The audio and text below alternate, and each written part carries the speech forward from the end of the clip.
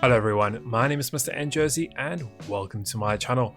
In this video we're going to be addressing some of the community's concerns regarding version 1 here in Stormworks. Now, ever since the release 2 days ago, there's been quite a few comments and a little bit of an unhappy community with some of the features that have come in and also the disappearance of them. So we're going to be chatting about that today, and I've got a little bit of an exclusive information from developers that I'm going to be sharing with you. But before we get started, if you are enjoying these videos, don't forget that like and subscribe button. Remember to click the little bell icon to be notified of my upcoming content as soon as it gets posted. And while you're watching, let me know your thoughts in the comments below and what else you'd like to see in any of my future videos. So all said, let's get straight into it and get started. So let's start off by addressing some of the concerns that a lot of the community have raised since version 1 was released 2 days ago. Now there's three very big topics here that we're going to go into a little more depth about, and I've also got an exclusive information to actually give back to you as the community. Now let's look at each one of these areas. Now the first concern that a lot of the community has had since version 1 has been released is the ability to test your missions and spawn your vehicles in using missions. Now we already saw that with the addition of version 1 being released, we didn't have any more the option to go into our mission editor and actually go and spawn a mission in. There is no spawn button here. The only way you would be able to do it is to create a mission, start a new game save, and load that mission in. You could then go and spawn the vehicle or despawn it using the command line that we have here in Stormworks. Now the devs did provide a spawning mission this morning that you could go and download from the workshop, and it does work. I have tested it. The only issue with it is it only spawns vehicles in. It does not actually despawn them and remove them. I have got a video that was released earlier on today talking about this and actually showing you a better way, I think, to go and spawn and despawn missions in all the time. Once you have got a game with that playlist enabled, you can always go and respawn as many missions and test them as much as you want to. So if you haven't checked that video out, definitely go and check it out. I'm talking about it in full detail.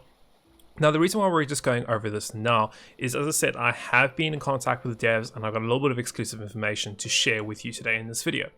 With regards to vehicle spawning, the devs have confirmed to me that they will be adding on a button inside the mission editor that we can click to spawn a vehicle, and they will be adding a button in the mission editor to despawn a vehicle. Okay, whether it's the actual whole mission or if it's just one vehicle, I'm not too sure yet. I haven't clarified any of that. I just know that there will be two buttons, either to spawn a vehicle or to despawn it. Whether it's the mission or not, I'm not too sure.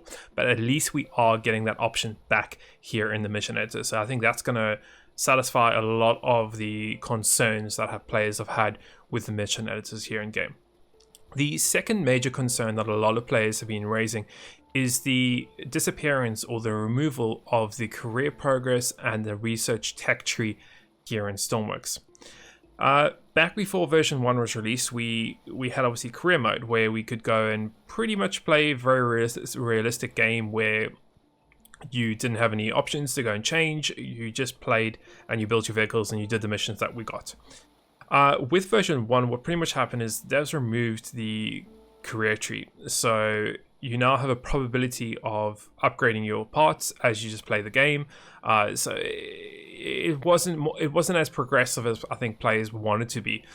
So in response to that, the devs have also once again made an official response here saying that the career progress and also the tech tree are coming back. I can't give you a timeline on that. The devs haven't given me a specific time on when it will be back, but that feature will be coming back in Stormworks. So obviously, just hold tight for a little bit. It could be a couple of days, a couple of weeks. I'm not too sure. The feature already is coded. It was in Stormworks before, so I don't think it's going to be that big of an issue to get it back in the game. But I think a lot of players will be happy that that is coming in. Going on to the third concern that was raised in the last 2 days was playing career. You get a couple things that you probably don't want. You know, choosing career game, you're playing a realistic, you want to discover the world, you want to search through the weather and so on and so forth. And as it is right now, you get fog disabled on the game, you get the player position enabled in your map, you get a whole bunch of things that are not what we used to here in career mode. Now, once again, the devs have gone and made an announcement, and a response to this is that you can change these settings using the new Lua scripting.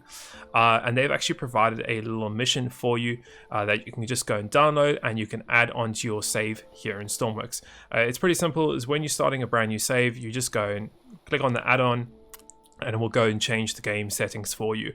Obviously, if you're playing in career mode, you don't get access to the creative menu. You don't, or the custom menu. You don't get access to this, so you can't actually adjust this while you're in game. But this is actually controlled using the new Lua script.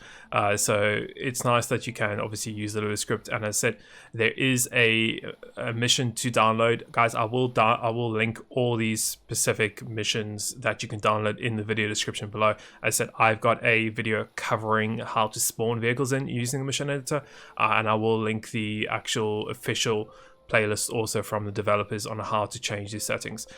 That pretty much covers the three major concerns. As I said, a little bit of more information from me that you haven't seen anywhere else is that the tech tree is coming back, and that you will have now spawning and despawning buttons in the mission editor. So those are two new features that should be coming out hopefully in the next couple of weeks.